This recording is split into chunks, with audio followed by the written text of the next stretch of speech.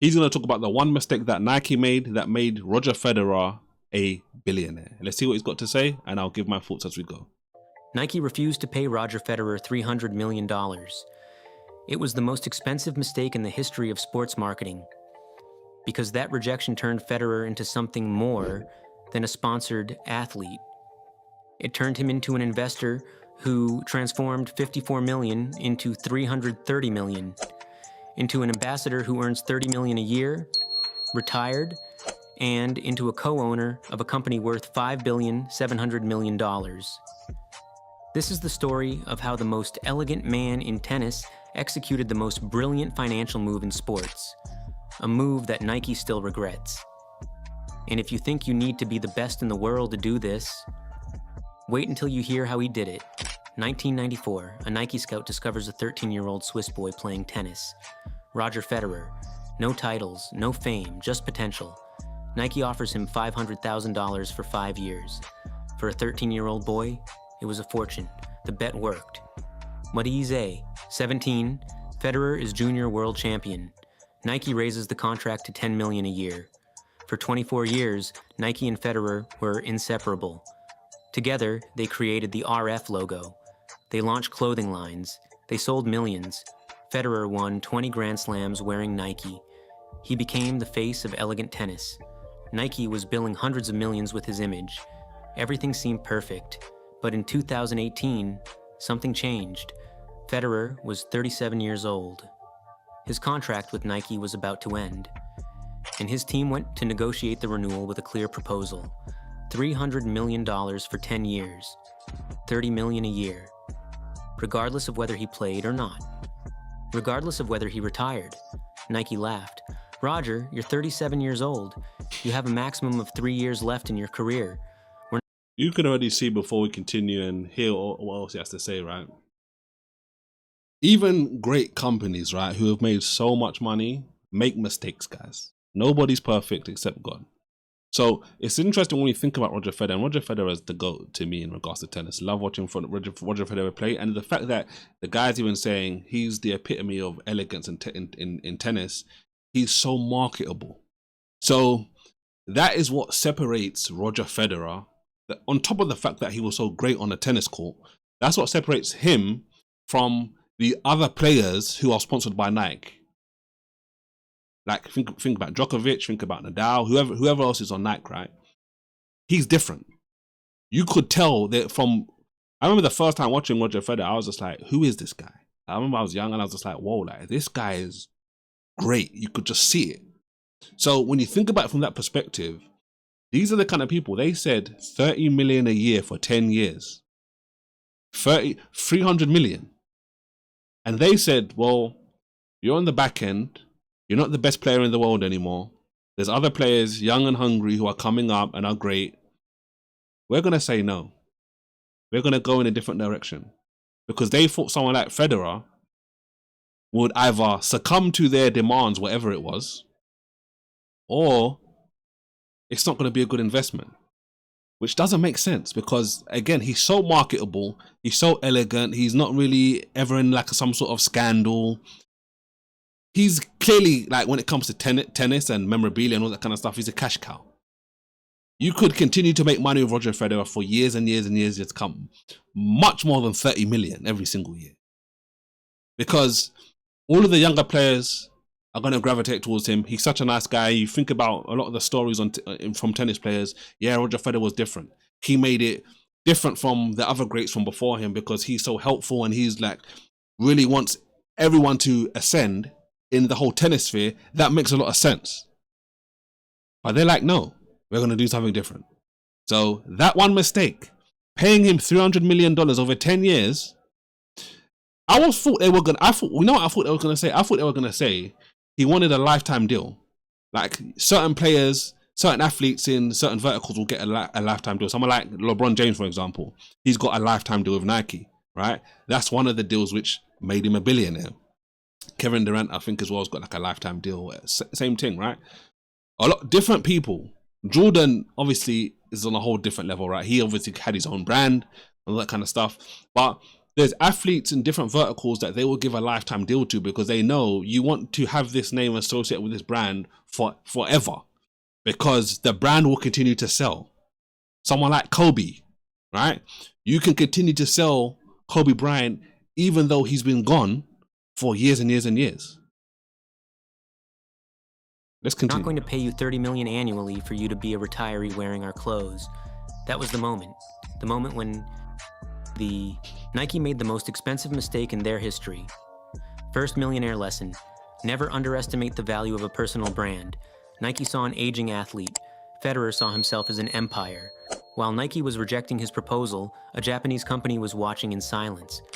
Uniqlo, a clothing brand that didn't even make sports gear. Their CEO, Tadashi Yanai, understood something that Nike didn't see.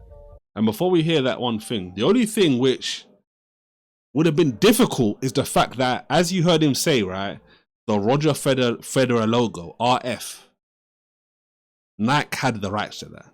That would be the only thing which probably would have had him thinking, well, maybe should I really go somewhere else? The logo. But you notice what he just said? Nike underestimated the power of a brand. When you have a brand that's basically like a good name, that can take you far greater and far further than money. And this is what Nike didn't realize about Roger Federer, especially when you think about the other athletes, which may be great, but they're not Roger Federer. They don't have the brand of Roger Federer. Federer wasn't just a tennis player. He was a global symbol of elegance, class, and excellence. Uniqlo didn't have hundreds of sponsored athletes like Nike. They only had 6 ambassadors worldwide. They didn't want quantity. They wanted icons. And here comes Uniqlo's master move. They offered Federer exactly what he asked for. $300 million for 10 years, $30 million annually, guaranteed. It didn't matter if he played. It didn't matter if he retired the next day. The money was his. Why would they do something so crazy? Because they see the bigger picture. With someone, once in a lifetime sort of player who has the full package. Great on court, great off court. That is the full package, guys. When you have that, you don't let that go. You don't let it go easily. Uniqlo wasn't buying an athlete. They were buying access to Western markets. They were buying class. They were buying a man who represented everything they wanted to be as a brand. Federer accepted. Nike lost their most elegant athlete. But that was just the beginning of the disaster for Nike. Because Federer had a problem. Uniqlo doesn't make tennis shoes. Second lesson: when one door closes, Nike, 2 doors open. If you can learn that lesson that he just dropped as like a throwaway statement, as I like to say, when one door closes, or when you find yourself with one problem, it provides the potential for multiple other doors and multiple other solutions to help you succeed far greater than you ever did before. Uniqlo and what comes next. For 3 years, Federer played in a bizarre situation. He wore Uniqlo but used Nike shoes without a logo. Nike couldn't believe what they were seeing. But Federer was playing chess while others were playing checkers. 2019, Federer receives an Instagram message from a small Swiss shoe company called On Running. Roger. So notice what he did, guys. He's wearing Nike trainers and he's put his Uniqlo logo on it, right? In one way, shape or form. Genius. He gets the same comfortability and familiarity that he's had for all these years, right? Being a Nike ambassador. But he's marketing and branding his new company. Genius. It makes so much sense. I'm surprised. Why didn't they sue him? But maybe they did. Maybe, I don't know, right? If he did, let me know in the comments. But notice the problem it provided, guys. Uniqlo doesn't do shoes. He's a tennis player. He needs shoes. And what's the best way to sell shoes as a tennis player? Tennis shoes? To play tennis. Who can sell tennis shoes better than someone like Roger Federer? No one. We saw that you wear our running shoes. Thank you. On Running had been founded by Olivier Bernard, a former Swiss athlete who literally glued pieces of garden hose to some Nikes to create a better cushioning system. The company was billing $100 million a year. Nothing compared to the giants. Federer invited them to dinner. And at that dinner, he proposed something no one expected. I don't want you to sponsor me. I want to be an owner. The founders almost choked on their food. Federer continued. I will invest $54 million for 3% of the company, and I will help design the best tennis shoes in the world. Does 3% sound like little? Wait. 2020. Pandemic. Everyone wants to run. On Running triples sales. 2021. On Running goes public. Valuation, $11 billion. Federer's $54 million became $330 million. A return of 511% in less than 2 years. Third lesson, don't be an employee of brands, be an owner of brands. Don't be an employee of brands, be an owner of brands. He's the stock, the position he has in the company went to how much he wanted Nike to pay him previously, 4 or 5 years ago. He bet on himself. And for someone like Roger Federer, who has this great pedigree and all this kind of stuff and seems to be very smart and have a smart team around him, he made this decision, which has only continued, as the video creator says, to make him a billionaire. Nike were in the pole position. They were in the driver's seat. And all they had to do was say yes. 300 million over 10 years, you got it. They didn't see or understand how powerful his brand was, clearly. Not enough to make this sort of investment, because there's certain people, certain athletes, you don't ever want them wearing any other sort of brand. You don't want them. Like, yes, the career, your playing time is normally the most visible you ever be for most people. But when you're talking about the greats of the greats, the creme de la creme, it's their whole life. They've done so much great stuff in their window. They're going to continue to be broadcast as long as they want to be broadcast. So someone like Federer, that probably gave him a little pep in his step when he's like, okay, cool, they rejected me. All right, cool. Watch this. I may play a little bit longer now. I've now got ownership in this particular company. The pandemic came, everybody wanted to run. Whose shoes are we going to run? They've got a great piece of marketing right here, Roger Federer, right in front of them, who can sell the shoe. Everybody likes him. Let's do the math that destroys Nike executives every night. What Nike saved by rejecting Federer. $300 million over 10 years, what Federer earned without Nike. $300 million guaranteed from Uniqlo. $276 million in profit from On Running. $330 minus 54 investment. Stake in a company worth $5.7 billion. Total, $576 million minimum. But wait, there's more. On Running is now worth $5.7 billion. Federer's 3% is worth $171 million today. Fourth lesson, your biggest mistake is not what you lose. It's what you allow to be born from your mistake. Roger Federer was always different.